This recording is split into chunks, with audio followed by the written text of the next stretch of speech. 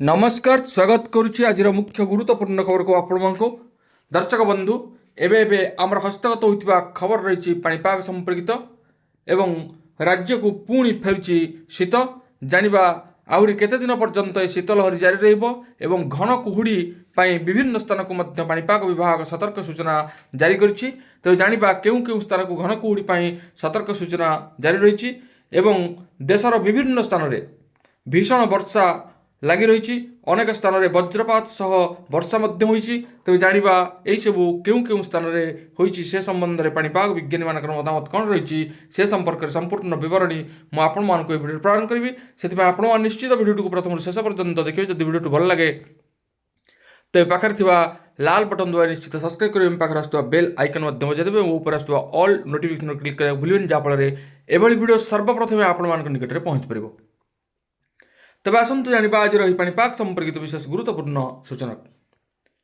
किछि दिन व्यतिक्रम पर राज्य को पुणी फेरी शीत आहुरी 2 सप्ताह पर्यंत जारी रहिबो शीत स्वाभाविक ठारू अधिक शीत रहिबार पूर्वानुमान करिछि पाणीपाग विभाग।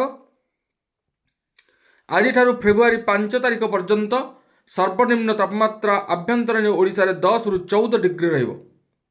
सेहिपरि उपकूल एवं एहार निकटवर्ती जिला गुड़िक 14 रु 18 डिग्री तापमात्रा रहिबो बोली पाणीपाग विभाग स्पष्ट करिछि।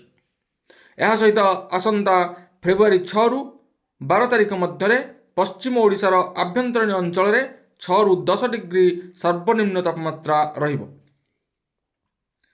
एवं राज्यर आभ्यंतरीण अंचल एवं ओडिशार दक्षिण उपकूल जिला मानकरे 10 रु 14 डिग्री तापमात्रा रहिबो। एने आंचलिक पाणीपाग विभाग पूर्वानुमान करिछि। पाणीपाग विभाग पूर्वानुमान अनुଯାୟୀ उत्तर उपकूल अंचल में 14 रु 16 डिग्री तापमात्रा रहिबो। एहा सहित आसंता 2 सप्ताह पर्यंत पूर्व भारत अंचल में स्वाभाविक ठारू 2 रु 4 डिग्री कम तापमात्रा रहिबो। तेबे एही 2 सप्ताह ओडिशार प्राय समस्त जिल्ला रे सर्वनिम्न तापमात्रा कम रहिबो। शुक्रवार जगतसिंहपुर पुरी केन्द्रापड़ा जिला को घन कुहुड़ी येलो वार्निंग जारी करिछि पाणीपाग विभाग। यार प्रभाव रे अन्य किछि जिला मानक मध्य प्रभाव देखा मिलिबो। बालेश्वर भद्रक जाजपुर कटक गंजाम गजपति मयूरभंज केन्दुझर कंधमाल ढेंकानाल एवं खोर्धा आदि जिले में गोटे किंबा 2टी स्थान में घन कुहुड़ीर आस्तरण देखा मिलिबो बोली पाणीपाग विभाग सूचना प्रदान करिछि। सेपटे उत्तर प्रदेश राजस्थान एवं जम्मू एवं काश्मीर समेत उत्तर भारतर अनेक स्थान में सर्वनिम्न तापमात्रा वृद्धि पाई जोठारे प्रबल तुषारपात जो पूर्वर बंद होता जातीय राजपथ गुड़ी संपूर्ण पुनरुद्धार करा जायछि। भारतीय पाणीपाग विभाग आईएमडी कहवा अनुଯାୟୀ गत 12 घंटा मध्य पश्चिम उत्तर प्रदेशर अधिकांश स्थान में हालुकारु मध्यम धरणर वर्षा रेकर्ड करा जायछि। जेतेबेले राज्यर पूर्व भाग में मध्य किछि वर्षा होइछि। अधिकारी माने कहिसंती राज्यर उभय अंचलर विभिन्न स्थान में मध्यम धरणर वज्रपात मध्य परिलक्षित होइछि।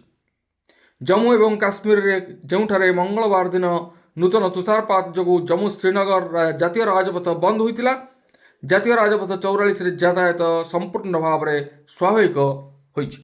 उत्तर भारत में प्रबल शीत और तुषारपात लगी रही बेले आगक मध्य निस्तार मिलवार संभावना नहीं।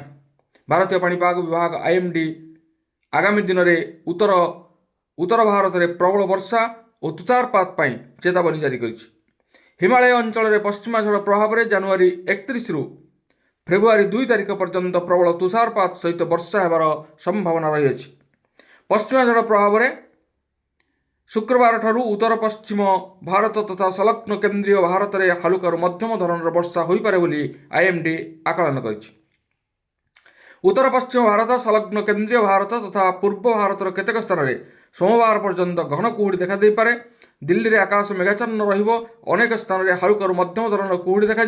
दिल्ली में सर्वाधिक तापमात्रा 17 रु 19 डिग्री मध्य रहिबो। सर्वनिम्न तापमात्रा 6 रु 8 डिग्री मध्य रहिबो।